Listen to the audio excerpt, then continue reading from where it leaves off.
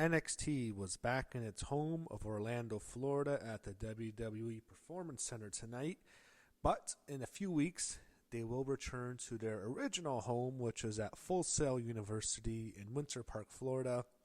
That's on September 16th.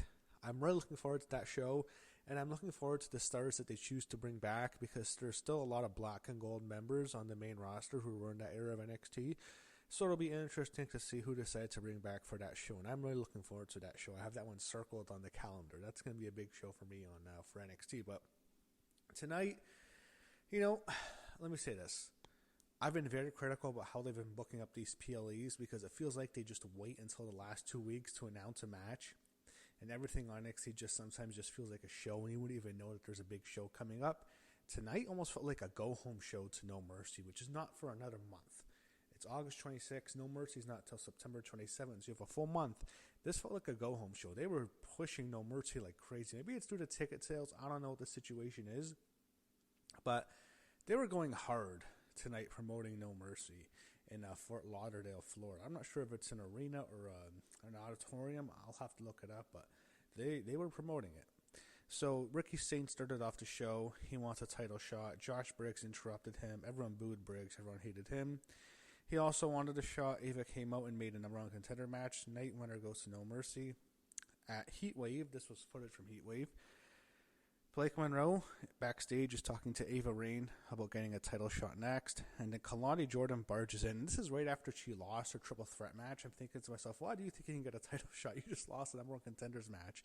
But Kalani wants a shot as well. And Kalani and Blake argue. Remember, Kalani beat Blake by countout about a month ago, and then eventually Eva sets up the match, and it was official for Tuesday, and this was Sunday when this took place, so the match is tonight. We get Blake Monroe and Kalani Jordan. Blake was out first, then Kalani came out, and they're having a match, and just like the last match they had, Jordan Grace comes out, and she goes after Blake Monroe.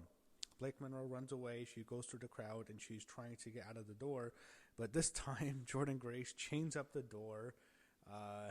I guess people just saw her chaining up the door. It's okay, but she chains up the door, and then she doesn't hit Blake Monroe. She makes sure not to touch her, and she simply backs Blake Monroe back into the ring. Kalani Jordan then hits a move, and then she hits her split-legged moonsault finisher, and Kalani Jordan actually pins Blake Monroe. So Kalani Jordan is now beating her twice. First by countout was the first time. Now she pins her in the center of the ring. So she's now 2-0 against Blake Monroe. And I guess, Lola Vice is next. So I guess Kalani's after Lola now. And Kalani did not get pinned. It was Jada Parker who got pinned in a triple threat match. We get a video package for Lexis King and Miles Bourne in a blindfold match.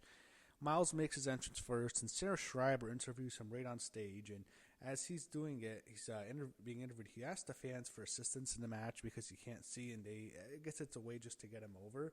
But that's how they use them here with Sarah Schreiber interviewing him. They never really do interviews during entrances, so I guess this tells you they want to push Miles. Anyway, we get the blindfold match. Miles Bourne and Lexis King. A lot of comedy here. I thought the match was entertaining for what it was. There was a lot of comedy spots, as I mentioned, especially Lexis King, who I thought was actually just really entertaining here.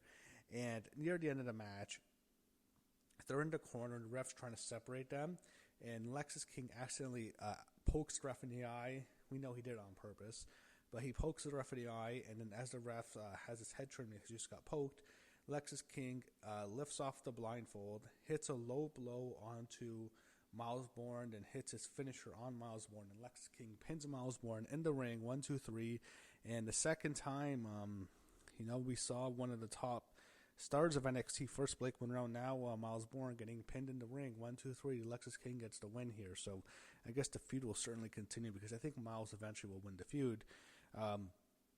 Backstage, Charlie Dempsey introduces Ren Sinclair's partner, who is Kendall Gray. Then we get Ren Sinclair teaming up with Kendall Gray to take on the Culling, which was Izzy Dame and Tatum Paxton. They were accompanied by Sean Spears and the other guy. Not much of a match here. Izzy Dame ends up pinning Ren Sinclair in the ring clean. That was about it. Ricky Saints is, and I guess maybe Charlie Dempsey turns on Ren Sinclair and he elevates Kendall Gray, and he becomes her manager. I guess that's where we're going to go next. Ricky Saints and Josh Briggs was next. This was alright. Josh Briggs is very clunky. He's just a big football guy. That's all I see him as.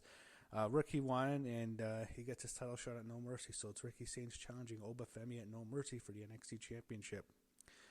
Lola Vice, Zari, and Sol Ruka are backstage together, and they're warming up before their match, which is the main event. Jada Parker walks up to Lola, and she actually gives her props for pinning her, and then Lash Legend comes in, mocks Jada Parker for losing, and I'm glad they're turning Jada Parker babyface because people like her. They want to cheer for her. She was always very over, and I'm glad they're making her a face now.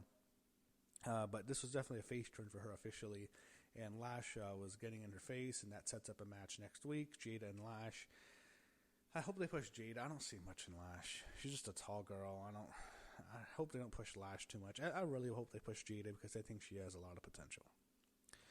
So back in the ring, and this is Ricky Saints is still in the ring. We see Obafemi head into the ring, and it goes to a commercial break. When we come back, Obafemi's out. He's cutting a promo on Ricky Saints. Dark State comes out. They attack them, but Hank and make the save to even out the odds.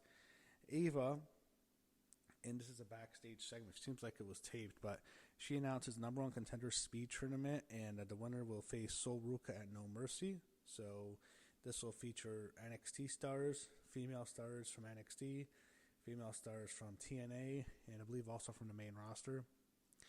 Alba Fire is out with Chelsea Green, Ethan Page, and Piper Niven, and Suga Hervis, and she makes her entrance before her match. When we come back, they're really focused on, I had to mention this, I wrote this down in my notes, they really want to show us the Orlando Skywheel, I guess promote tourism to Orlando or something because WWE is close with Orlando, but I don't know, there is a Skywheel, I don't know what it's called, if someone in the comments can tell me. Then we get Alba Fire and Tyra May Steele. I don't see much of Tyra May Steele. It just seems like some big jacked woman. I guess she has a legitimate background. I don't see much. She pinned Alba Fire. After the ring, Chelsea Green throws Tyra May Steele out of the ring. Ethan Page and Tavion Heights, he stops Chelsea Green from slapping him. Then Ethan Page jumps Tavion Heights. I thought the segment sucked. They buried Tavion Heights under the Canadian flag to get heat. Those evil Canadians, we get it, Sean. You hate Canada. You hate it. We know why, Sean. We know what you do with the Canadian flag. You put it in your fucking nose, and then you know what you did to it before. So I know Shawn Michaels doesn't like Canada, but this sucks. I hate the stupid Canadian gimmick. And it's funny because on the PLE last time, the heels were super over. They didn't get it here. I mean, they cheered for the faces here this time, but I'm just so sick of this stupid gimmick. Hank and Takewater rematch in Ava's office. Ava tells them they have an 8-man tag match next week against Darkseid. They team with Oba and Ricky Saints. Sarah Schreiber interviews Fatal Influence. In particular, she's interviewing JC Jane after JC lost the TNA Knockouts Championship at Heatwave. JC's mad, and she's yelling at Jasmine, and she takes out all her frustration on Jasmine. I feel like Fallon was a background player here because when they previously teased tension, Fatal Influence was always between JC Jane and Fallon Henley, and Fallon just feels like the background player. Now it's JC Jane and Jasmine X, and maybe they see Jasmine as an NXT star. I don't know. But Fallon, to me, just bring her up to the main roster for already. Like, why is she still there? I don't know why she even need her to be there. She should just be on the main roster now. So, we get the main event. Lola Vice, Sol Rook, and Zarya against Fatal Influence. JC Jane, Fallon Henley, Jasmine X. Fans were not into this at all. And you never get this from the NXT crowd. They're usually very supportive, in particular for the women. We got the Wave. We never see the Wave in years. They're doing the Wave, and then they start mumming the Seven Nation Army song by the White Stripes. I guess because football season, they're getting all excited.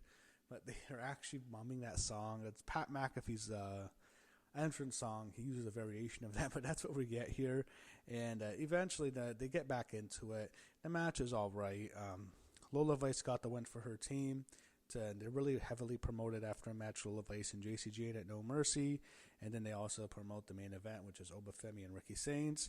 And in many ways, I said this feels like a go-home show because they're really pushing No Mercy heavy here. They really want you to sell tickets, and like they've done such a poor job, I thought, since the Stand and Deliver show promoting their PLEs because they wait till the last couple weeks to announce matches. Here, where they're announcing two major matches a month before, so they're really going hard here. And hopefully No Mercy is a good show. I think it'll be a better show than Heatwave was. Heatwave just like such a C-level show. And the Heatwave, I didn't mention this, but Heatwave this year compared to the year last year, 2024 Heatwave, that blew this year's Heatwave out of the water. That was a great show last year. This Heatwave sucked. I shouldn't say it sucked. The main event was really good, but just such a nothing show. Well, I don't know. But that was NXT tonight.